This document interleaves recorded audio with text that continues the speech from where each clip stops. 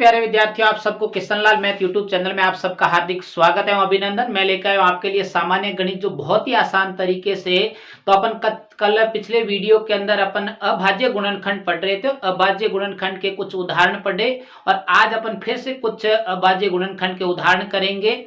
तो देखो, आज आपके सामने कुछ उदाहरण मैंने दे रखे हैं, जैसे कि 80, 90, 100, 120, 125, 123, 150 का अभाज्य गुणनखंड हल करो।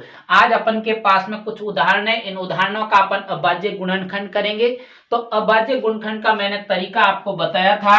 तो सबसे पहले अपन करेंगे नंबर 1 पे 80 का। किसका करेंगे? 80 का अभाज्य गुणनखंड करेंगे। तो आपको मैंने पहले दो क्लास के अंदर मैंने बताया था कि अभाज्य गुणनखंड का चिन्ह इस प्रकार का होता है। उसके अंदर जो पहला पक्ष है वो बायां पक्ष होता है और जो दूसरा पक्ष होता है वो दायां पक्ष होता है। कौन सा पक्ष होता है? दायां पक्ष होता है। अब देखो, बायां और दायां, इसके अंदर आपको जो बाएं पक्ष के अंदर केवल अभाज्य संख्याओं का भाग दिया जाना है और जो दायां पक्ष है उसके अंदर उदाहरण को रखना है। किसको रखना है?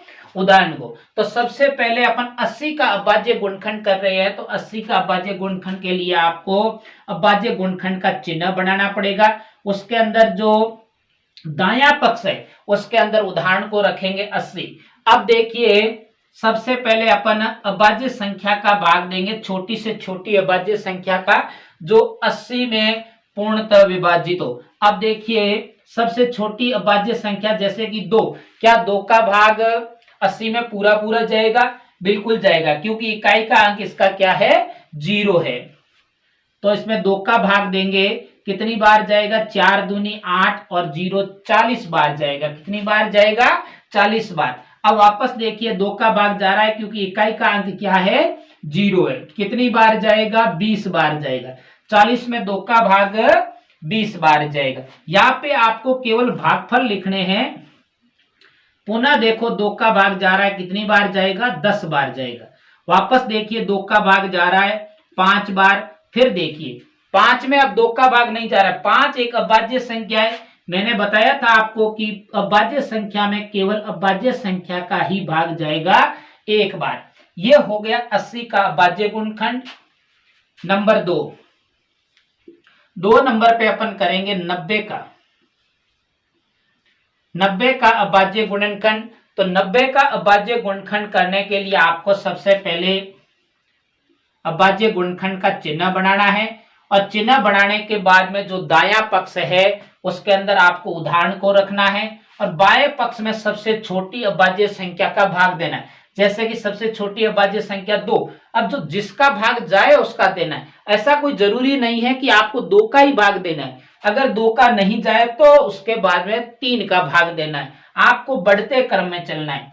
0, इकाई का अंक क्या है? 0 देखो, तो 2 का भाग पूरा पूरा जाएगा। कितनी बार जाएगा? 4 दूने 8 और 5 दूनी 10। मतलब कि 2 का भाग 90 में 45 बार जाएगा। कितनी बार जाएगा? 45 बार। वापस देखिए, क्या 45 के अंदर 2 का भाग जा रहा है? नहीं जा रहा है, क्योंकि इकाई का अंक आपके पास में 0, 2, 4, 6, 8 नहीं है। तो अपन उसके बाद में 2 के बाद में कौन सी संख्या? अभाज्य संख्या 3 का देखेंगे। तो अपन को इसके लिए अभाज्य संख्याओं का पता होना चाहिए और आपके पास में आपको भाजकता के नियमों का ज्ञान होना चाहिए। तो आप मेरे किशनलाल मैथ यूट्यूब चैनल पर जाइए, मैंने वहां पे भाजकता के नियम डाल रखे हैं, वहां से आप देख के सीख सकते हैं भाजकता के नियम। तो ये देखिए, इसके अंदर देखो 4 और 5 9 और 9 में 3 का भाग पूरा पूरा जा रहा है, इसीलिए 45 में भी 3 का भाग पूरा पूरा जाएगा। देखो पहले कितने बार जाएगा? 3 एकम 3, 15 बचे और 5 टीए 15। कितनी बार जाएगा? 15 बार जाएगा। 3 का भाग 45 में 15 बार। फिर से देखिए, 3 का भाग जा रहा है 15 के अंदर 5 बार जाएगा। कितनी बार जाएगा? 5 बार। अब देखो, 5 एक अभाज्य संख्या, इसीलिए अभाज्य संख्या में केवल अभाज्य संख्या का ही भाग जाएगा। ये तो हो गया 90 का अभाज्य गुणनखंड। 90 के बाद में नंबर 3 पे अगर बात की जाए तो है 100 का। किसका है? 100 का अभाज्य गुणनखंड आपको करना है। तो सबसे पहले आपको अभाज्य गुणनखंड का चिन्ह बनाना है और दायां पक्ष के अंदर आपको उदाहरण को लिखना है 100 को।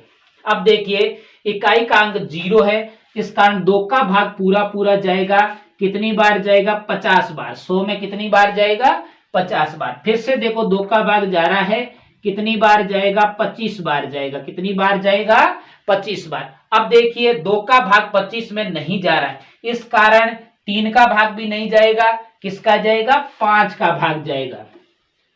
5 का भाग 25 में कितनी बार जाएगा 5 बार, और 5 में 5 का भाग पुनः 1 बार। ये हो गया 100 का अभाज्य गुणनखंड। अब देखो अगला जो नंबर 4 पे अपन अगर बात करें तो वो है 120 का। 120 का, अब देखो 120 का अभाज्य गुणनखंड करना है, आपको अभाज्य गुणनखंड का चिन्ह बनाना है और दायां पक्ष के अंदर आपको 120 उदाहरण लिखना है। उसके बाद में देखो 2 का भाग पूरा पूरा जा रहा है, 2 का भाग कितनी बार जाएगा 60 बार। 6 दूने 12 और 0 लगा दिया पीछे, 60 बार जाएगा। उसके बाद में वापस 2 का भाग जा रहा है, 60 में कितनी बार जाएगा 3 दूने 36 बार जाएगा। वापस 2 का भाग जा रहा है, कितनी बार जाएगा 15 बार। फिर देखिए किसका जाएगा, 2 का भाग तो नहीं जा रहा है तो किसका जाएगा 3 का भाग जाएगा, कितनी बार जाएगा 5 3 15 और 5 एक अभाज्य संख्या, इसलिए अभाज्य संख्या का ही भाग 5 का 5 में 1 बार जाएगा। ये तो हो गया 120 का अभाज्य गुणनखंड। अब अगला देखिए, उसके बाद में नंबर 5 पे, नंबर 5 पे आपको कितने का दे रखा है 125 का अभाज्य गुणनखंड। 125 का अभाज्य गुणनखंड। अब देखिए अभाज्य गुणनखंड का चिन्ह बनाइए, उसके बाद में यहाँ ऊपर लिखना है आपको दायां पक्ष के अंदर 125। अब देखो 125 आए, इकाई का अंक 5 है, इस कारण 2 का भाग तो इसके अंदर पूरा पूरा नहीं जाएगा। 2 का नहीं जा रहा है तो क्या 3 का, देखो 5 5 और 2 कितने हो गए 7 और 1 8। इसका मतलब 3 का भाग भी 125 में पूरा पूरा नहीं जाएगा, तो किसका जाएगा 5 का भाग जाएगा। 5 का भाग देखो 5 दूने 10, 5 दूने 10 और 5 पंजे 25, कितनी बार जाएगा 25 बार। फिर से देखिए 5 का भाग जा रहा है 25 में, कितनी बार जाएगा 5 पंजे 25। फिर से 5 का भाग 5 में 1 बार। ये हुआ 125 का अभाज्य गुणनखंड।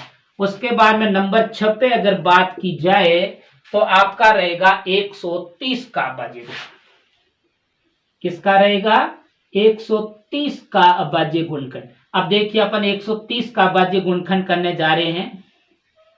सबसे पहले इकाई का अंक क्या आया है 0, इस कारण देखो 2 का भाग पहले पूरा पूरा जाएगा, कितनी बार जाएगा 6 दूनी 12 और 5 दूने 10, कितनी बार जाएगा 65 बार। अब वापस देखिए 6 और 5, 2 का तो जाएगा नहीं, और 3 का देखो 6 और 5 कितने हो रहे 11, और 11 में 3 का भी नहीं जाएगा।